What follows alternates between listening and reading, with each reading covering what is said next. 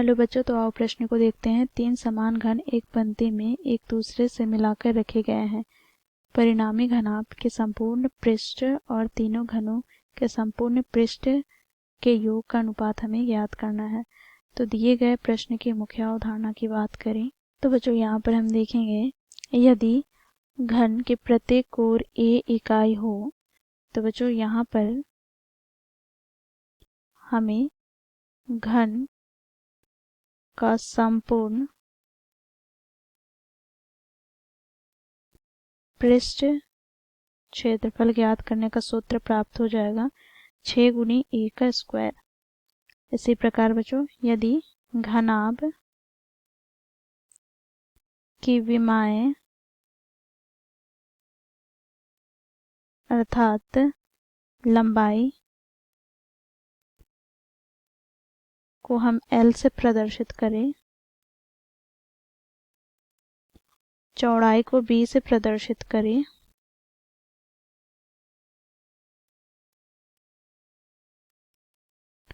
तथा ऊंचाई को H से प्रदर्शित करें,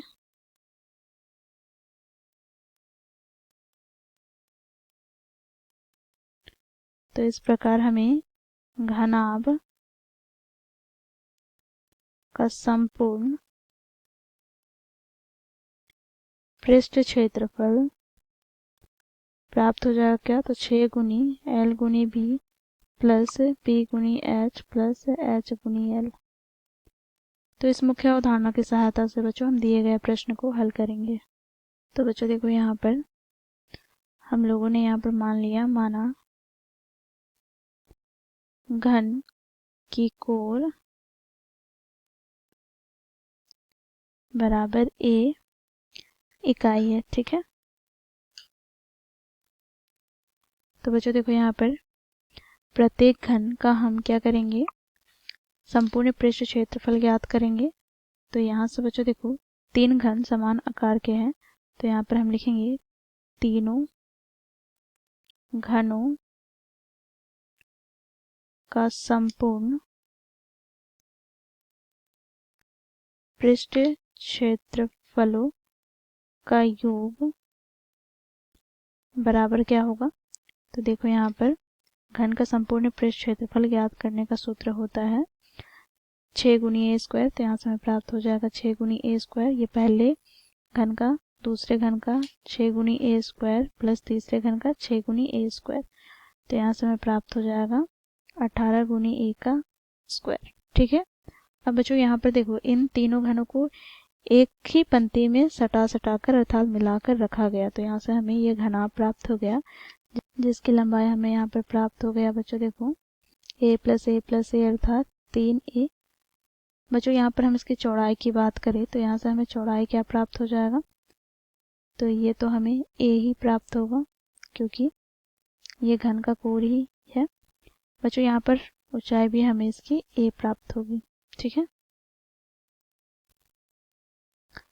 तो यहाँ से हम लिखेंगे घनाभ की विमाएं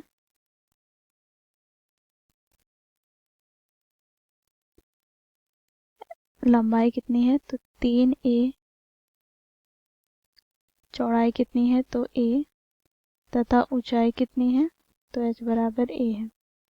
तो इस प्रकार बच्चों घनाभ का संपूर्ण पृष्ठ क्षेत्रफल बराबर हमें प्राप्त हो जाएगा 2 गुनी L गुनी B प्लस B गुनी H प्लस H गुनी L अर्थात 2 गुनी 3a Guna a plus a Guna a plus a Guna 3a। तो यहाँ पर हमें प्राप्त हो जाएगा 2 गुनी 3a का स्क्वायर प्लस a का स्क्वायर प्लस 3a का स्क्वायर। तो यहाँ से हमें प्राप्त हो गया 3 3 6 और 1 7 7 दूनी 14 a का स्क्वायर। यह हमें प्राप्त हो गया घनाभ का संपूर्ण पृष्ठ क्षेत्रफल। ठीक है, अब बच्चों यहाँ पर हमें क्या करना है, तो यहाँ पर हमें इनका अनुपात ज्ञात करना है। तो यहाँ पर हम लिखेंगे घनाभ का संपूर्ण पृष्ठ क्षेत्रफल बटे में तीनों घनों का संपूर्ण पृष्ठ क्षेत्रफलों का योग। तो यह हमें क्या प्राप्त होगा? तो बच्चों देखो, घनाभ का संपूर्ण पृष्ठ क्षेत्रफल हमने ज्ञात किया 14a का स्क्वायर बटे तीनों घनों का संपूर्ण पृष्ठ क्षेत्रफल का योग क्या है? तो 18 गुनी a का स्क्वायर। तो a स्क्वायर से a स्क्वायर कट जाएगा, 2 से विभाजित करेंगे तो 2 सते 14, 2 9 18। तो यहाँ पे हमें अनुपात प्राप्त हो गया 7:9। तो इसे इस प्रकार भी लिख सकते हैं 7:9। तो इस प्रकार बच्चों हम लोगों ने मुख्य अवधारणा की सहायता से दिए गए प्रश्न को हल किया। आशा करती हूँ आप लोगों को यह प्रश्न समझ में आया होगा। धन्यवाद।